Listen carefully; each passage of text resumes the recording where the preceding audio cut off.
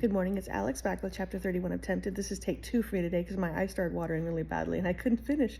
Hopefully that doesn't happen this time. We're in Wyoming, May of 1900. You're leaving us, Colonel. Richard glanced up from the counter where he had been looking over the last of his account at the mercantile with Mrs. Gardner. Her husband had now appeared at her side, and he wore the same tired, anxious expression from the previous night. I'm to report to the South African front, he confirmed. I had protested this assignment more vigorously than I care to admit, and it seems that someone must have pulled some strings from me almost before I had left the country. He graced Gardner with a tight smile. Although now that I'm here, I confess I'm not eager to depart so soon.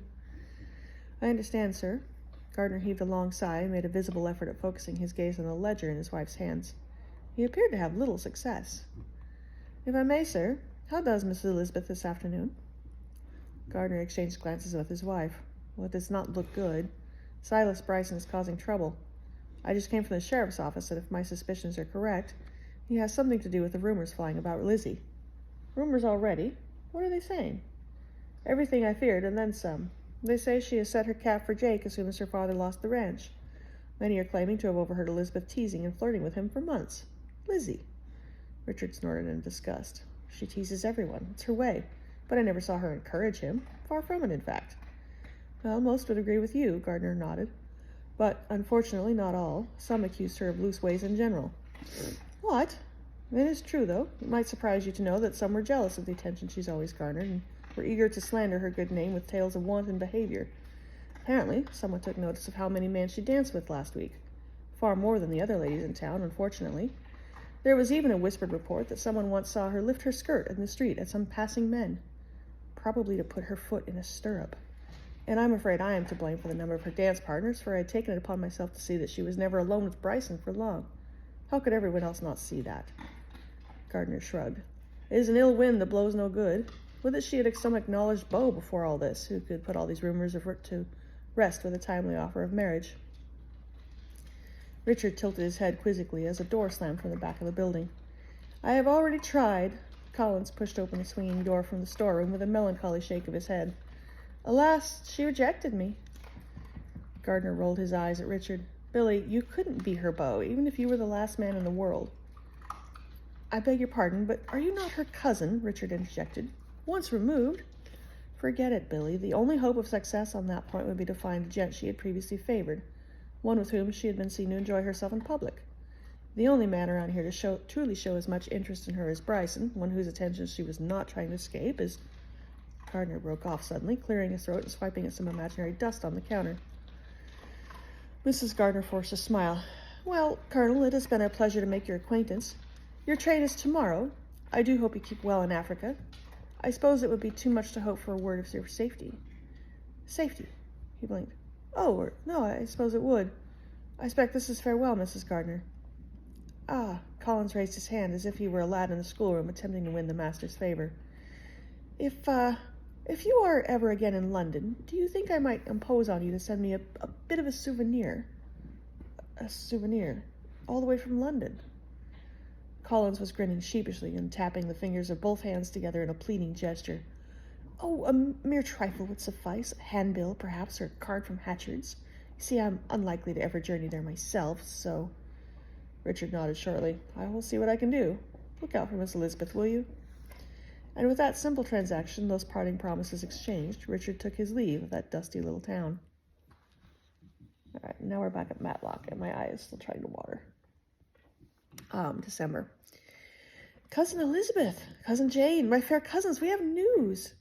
Elizabeth put her head out of the door Billy had been rapping on, her hands still holding her dressing gown closed. You do not need to sound so formal, Billy. What is it, word from London? He held aloft a thick envelope, crossed over with numerous markings and looking as if it had endured more than one wedding. From Wyoming. Jane gasped in joy, but Elizabeth extended trembling hands.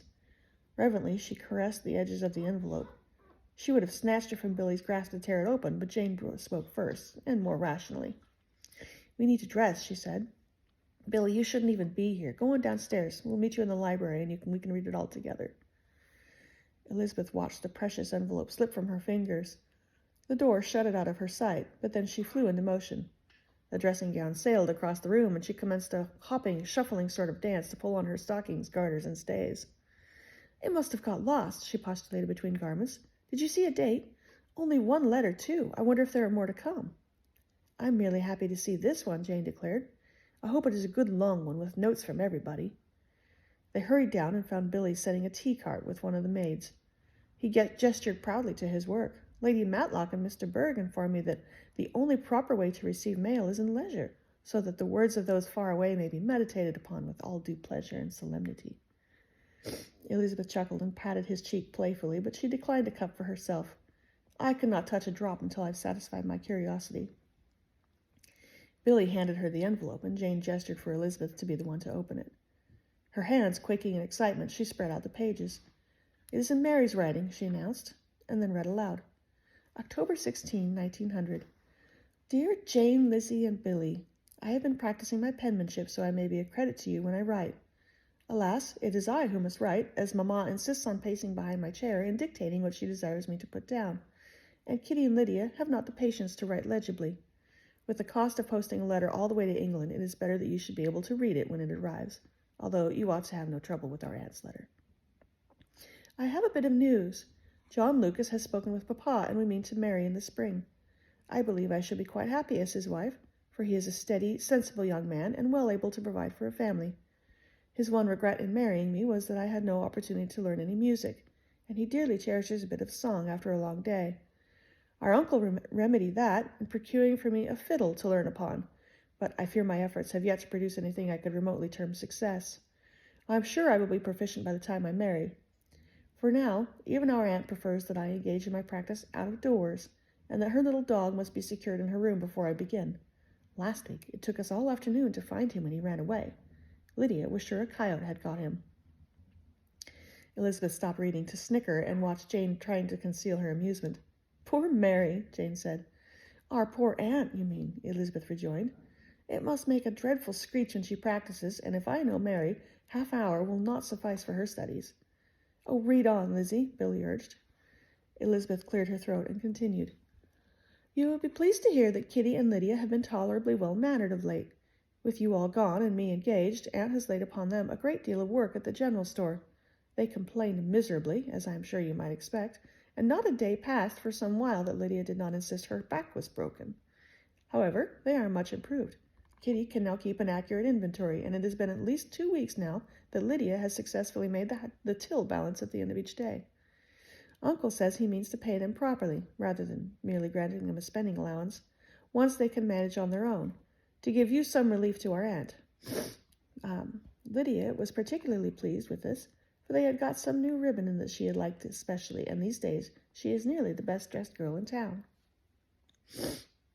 Elizabeth stopped reading and rolled the letter up over her hand with a puzzled expression.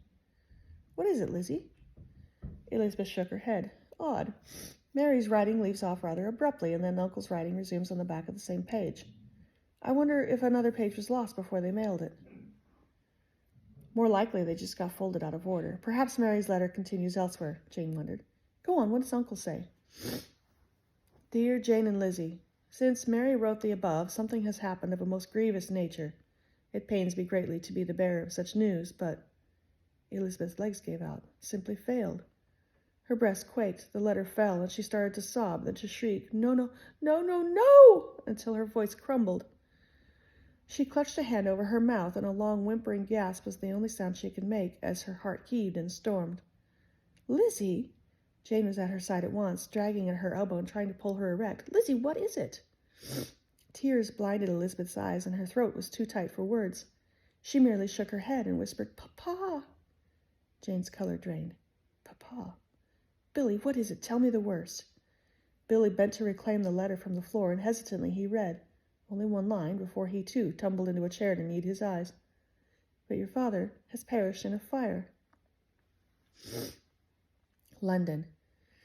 Darcy was at Anne's flat precisely at 8 the next evening with a carriage. He smiled and bowed as the door opened, expecting her, but it was only the manservant who greeted him. He was shown inside and asked to wait for her bejeweled and fur-decked figure to emerge. After much delay and amid the attendance of 3 maids, she finally strode out to greet him. She stopped dead when she beheld him. Upon my word, Darcy, what have you done to yourself? His brow furrowed, and then in some recollection he twitched his lip. Ah, yes, just a bit of diversion. She cast up her eyes in an aggrieved look and then breezed past him to the door. I certainly hope it is not permanent. Darcy replaced his hat and followed her out. I have not yet decided.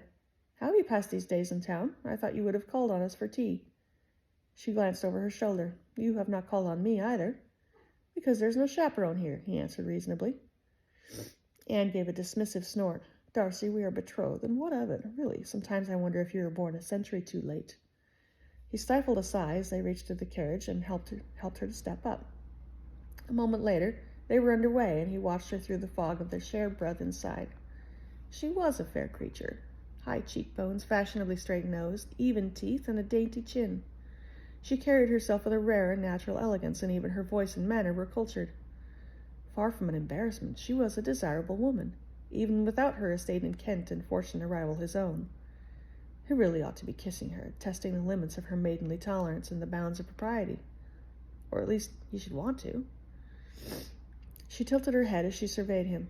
It does not suit you. What, this? He touched his lip. However not. Makes you look like a youth, all fresh and innocent. He laughed. This is a complaint. But it makes you lack all sophistication. She shook her head. Really, you ought to speak with me before you undertake such drastic measures.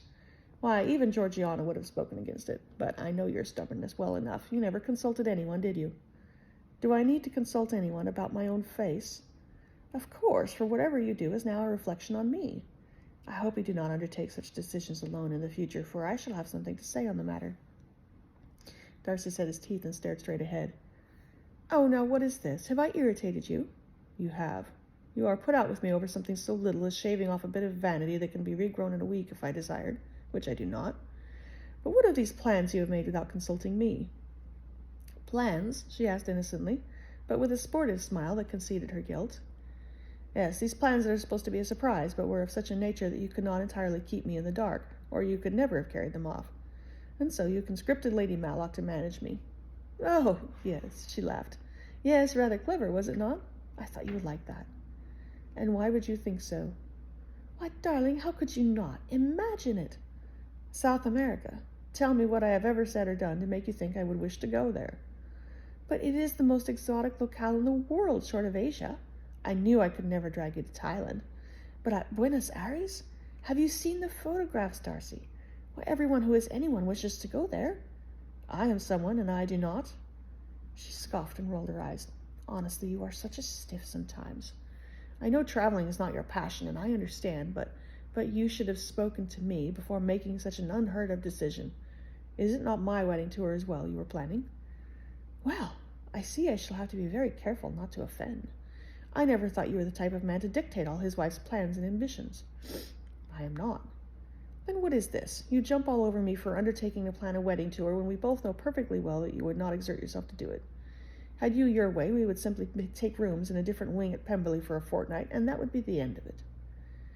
Darcy growled under his breath and forced his teeth to unclench. Of course not. Because you have places you wish to go, I agreed to do as you desired. But I thought you would have discussed it with me first. You talk of other plans of which you also did not tell me of, before announcing them to all. And then you said nothing when you decided on a whim to alter them. You should have spoken to me. We never speak of anything. In fact, I cannot recall the last serious conversation we had. He nodded. Well, perhaps that should change. Anne crossed her arms. Perhaps indeed. Yet, instead of speaking, she turned to stare coldly out the window. Well, he demanded, a trifle too harshly, what is it you would like to speak of? Nothing. Very well, then I shall begin. I wonder what you intend for a year from now. 5 years. She frowned. What can you mean by that? You know perfectly well what I mean.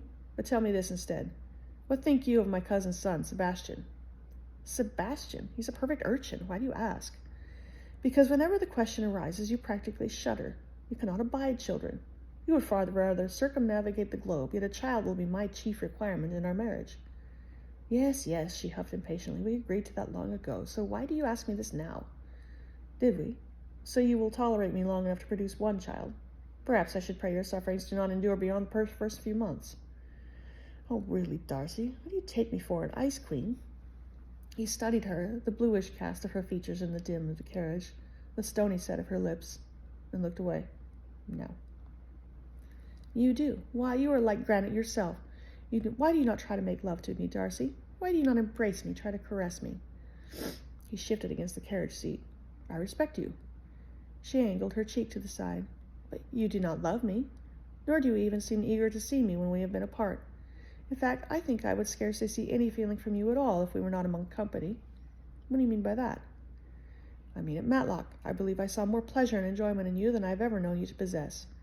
Where there are others as a diversion, you are... She sniffed and looked away. You are a different man than I thought you were. Anne. Darcy, she put up a hand, I'm feeling out of sorts this evening. I'm in no state to go to a festive dinner party. He groaned in frustration. We cannot turn back without offending Lady Gresham. Anne lifted her chin. If we carry on, we will only humiliate ourselves.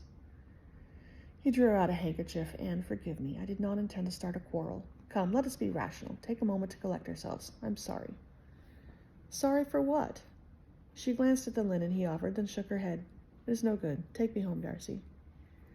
He stared at her in disbelief for another moment, then reluctantly rapped on the roof of the carriage to signal his driver. Not another word passed between them until they were outside her building, and he was handing her down once more.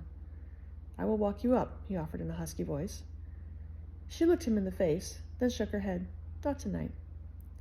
As she turned to go, he called after her. What of Christmas Day? Do you still mean to take dinner with us?